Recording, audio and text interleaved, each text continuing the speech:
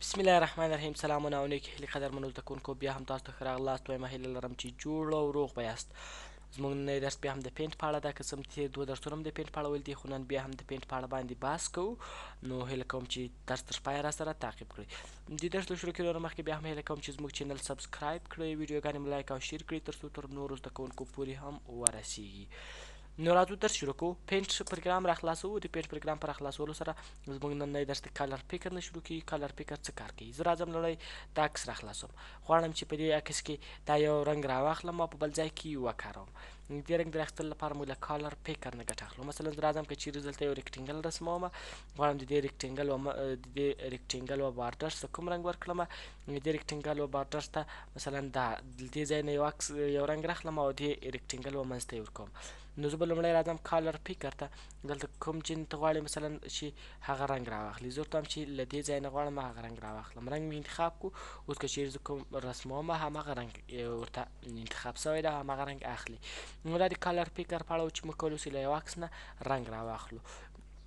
چې په کلر ایډیټور کې بیا د کلر پیکر په اړه باندې زیات وایي. له دې نه وروسته زوم ان او زوم اوټ ته چې موږ که چیرې زوم ان زوم راواخلو یا مګنیفایر راواخلو، اوس د ښي کلیک په کولو په بښنې سره چپ کلیک په کولو سره موږ ته زوم ان ترسره کوي، او د رایټ یا ښي کلیک په کولو سره زوم اوټ ترسره کوي. زوم ان د ښي کلیک په واسطه باندې او زوم اوټ د چپ کلیک په واسطه باندې ترسره کیږي، چې دا ټول هغه څه دي چې موږ یې له دې طریقه هم ترسره کولی شو. زوم ان، زوم اوټ، د ښي کلیک چپ کلیک. له دې نه وروسته براشز موږ لرو. هغه قلمونه دي چې موږ یې کولی شو ګټه ترې واخلو له دې قلمونو نه. مثلا دلته غواړئ چې یو مختلف براشز دلته سره موجود چې دې ته کولی شي هماغه براشز راواخلئ او په دې چې کې وکاروئ. دلته سایز هم کولی شي چې غټ او کوچنی کړئ. په دې طریقه باندې تاسو سره دلته مختلف براشز یا پنسلونه موجود دي چې تاسو کولی شئ له دې نه ګټه واخلئ، هر یو تاسو انتخاب کړئ او ګټه ترې واخلئ. صحیح سو چې دا د برشز په اړه و. دلته تاسو کولی شئ رنګ ورته انتخاب کړئ، دلته تاسو کولی شئ سایز ورته انتخاب کړئ. هر سایز چې ورته انتخاب کول له دې طریقه تاسو کولی شئ چې سایز ورته انتخاب کړئ. تاسو خپله کولی شئ له دې برشز نه ګټه واخلئ. له دې نه وروسته شیپس دي. شیپس نه هم تاسو کولی شئ چې مختلف رقمه شیپس تاسو دلته رسم کړئ. مثلا کوم ډول شیپ تاسو غواړئ په دې کې رسم کړئ، دلته به یې لومړی سلیکټ کړئ او بیا به یې رسموئ. د شیپس نه وروسته موږ دلته آوټلاین د شیپ په اړه باندې لرو چې شیپ بیخي آوټلاین دې ونه لري، یا دا شاوخوا رنګ یا بارډر دا کراین دې وي، مارکر دې وي د دې آوټلاین. دلته تاسو کولی شئ چې د دې په اړه باندې د بارډر په اړه باندې سیټینګ تغییر کړئ، یا بارډر ته کوم رنګ انتخاب کړئ. په دې شکل باندې کولی شئ چې مختلف رقم رنګونه ورته انتخاب کړئ. دوهم رنګ د شیپ د مابین رنګ ته کولی شئ چې شیپ منځ ته هم یو رنګ انتخاب کړئ، خو اوس شیپ منځ ته رنګ نه دی ورکړل شوی، ځکه چې ما فیل کې نو فیل ورته انتخاب کړی. زه کولی شم سولیډ کالر کراین په دې شکل باندې د شیپ منځ ته هم مختلف رنګونه ورکړم، خو دویم رنګ دی، دویم کالر دی شیپ د مابین د رنګ مربوط کی. دا رنګ ورته انتخاب کړئ، د شیپ منځ هماغه رنګ اخلي. له دې نه وروسته په هماغه طریقه باندې که چیرې تاسو غواړئ د شیپ فیل په منځ کې تغیرات راولئ، په اتومات ډول تاسو کولی شئ ډېر په اسانۍ سره تغیرات پکې راولئ. مثلا داسې رنګ هم ورته انتخاب کړئ، بیا راسئ تغیرات. او که چیرې نو فیل ورته انتخاب کړئ، هېڅ د منځ رنګ نه لري، چې بیا تاسو راځئ د فیل کالر نه وروسته به دلته تاسو رنګ ورکوئ. چې دا و د آوټلاین او فیل کالر په اړه باندې. که چیرې تاسو غواړئ چې د آوټلاین سایز یې زیات راسي، نو بیا تاسو کولی شئ سایز دلته د دې طریقه تاسو کولی شئ د آوټلاین سایز یې تغییر کړئ، یا یې ډبل کړئ او یا هم سایز کم کړئ، چې دې لارې کولی شئ. دلته موږ دوه کالرز لرو، یو بیکګراوند کالر، دوهم رنګ دا لومړی رنګ چې دا د همدغه فیل کالر او همدارنګه د دې د فیل مربوط کیږي، یا د برشز مربوط کیږي. دا ټول د لومړي کالر مربوط. دویم کالر یا د شیپس د منځ رنګونه دي، او یا هم د بیکګراوند رنګ دی، یا د تخته پاک رنګونه د دوهم رنګ مربوط کیږي. مثلا که چیرې زه زرغون رنګ دوهم رنګ ته انتخاب کړم، اوس که چیرې زه راځم تخته پاک راخلم، تخته پاک به هغه زرغون رنګ اخلي. که چیرې زه سپین ورته انتخابوم، سپین رنګ به اخلي. که چیرې زه تور ورته انتخابوم، تور رنګ به اخلي. په بکن سره تور رنګ مې ورته انتخاب کړو، دا دی تور رنګ یې واخیستل. یا هم د شیپ که چیرې اوس د شیپ رسمومه راځم شیپ انتخابومه او شیپ رسمومه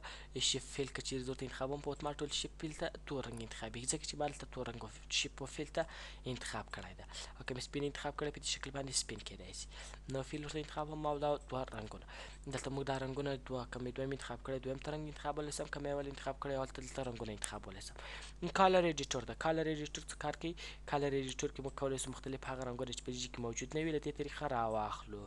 مثلا دلته تاسو کولی شئ چې مختلف رنګونه د کالر ایډیټور له لارې مختلف رقم رنګونه تاسو له دې لارې راخیستی سئ یا یې دلته خپله په اتومات ډول جوړولی سئ صحیح سو چې رنګ تاسو که غوښتل چې جوړ یې کړئ د کالر ایډیټور له لارې تاسو دا رنګ جوړولی شئ دلته موږ درې ادرسه لرو د رنګ ریډ ګرین بلو دا هغه ادرسونه چې د کمپیوټر په هره برخه کې دا د رنګ ادرسونه دي او کارېدای شي مثلا تاسو کولی شئ د یو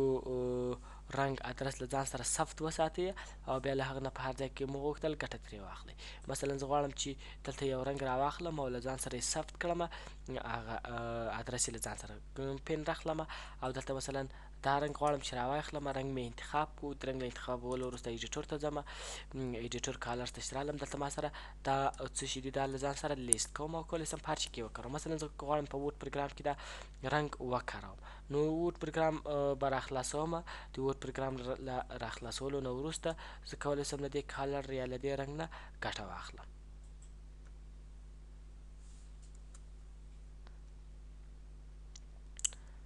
وورډ پروګرام مې راخلاص کړو وورډ پروګرام کې مثلا که چیرې تاسو په همدې شکل باندې یو شي راواخلئ رسم یې کړئ او غواړئ چې دا رنګ یعنې په هر پروګرام کې په دې طریقه باندې تاسو کولی شئ چې دا رنګونه وکاروئ زه غواړم د دې یو فیل ته هماغه رنګ ورکړم نو راځم دلته مور کالرز ته راځم مور کالرز ته په راتګ سره دلته موږ هماغه درې ادرسونه لرو زه راځم لومړی هماغه درې ادرسونه دلته ورکوم مثلا ریټ 201 راځم دلته ورته انتخابوم ریټ 201 بیا ورته وایم چې په دې شکل باندې 150 ګرین ده او 211 بلا ده 150 ګرین ده 211 بلا ده په اتومات ډول هماغه رنګ کوم چې موږ په دې کې انتخاب کړی ده هیڅ فرق یو له بل سره نه لري هماغه رنګ دی یعنې دا هغه ادرس ده چې موږ یې په هر ځای کې کارولی سو دا ریډ ګرین بلو دا دواړه د کالر ادرسونه دي چې موږ یې کارولی سو د کالر ایډیټور له لارې دې نه وروسته ویو ده ویو منیو کې موږ بیا هم زوم ان لرو یا رانږدې کول زوم اوټ لرې کول 100% هغه حالت دی چې موږ یې 100% کې ساتو مثلا که چیرې ما زوم ان کړی وي بېرته غواړم چې خپل اولني حالت راوګرځي په اتومات ډول خپل اولني حالت راګرځي زوم اوټ کړی مې وي 100% ورته انتخاب کړم خپل اولني حالت ته راګرځي صحیح سو چې دا هغه حالتونه دي چې موږ یې 100% ته راګرځو رولر خطکش دې موجود وي او که دې موجود نه وي زه ورته وایم چې وي دي او یا هم نه دي وي لینو ته ګریډ لاین دلته برسېره چې کومې خطې په راغلي دي دا دې وي او که دې نه وي زه ورته وایم ګریډ لاین دې وي او که دې نه وي دلته په اتومات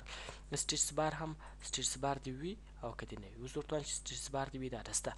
که چیرې ورته وایم سټیټس بار دې نه وي نشته یعنې سټیټس بار هماغه معلومات سایز یې څومره د دې ورقې په اړه باندې معلومات راکوي خطکش معلومات راکوي په کوم ځای کې ته موقعیت لري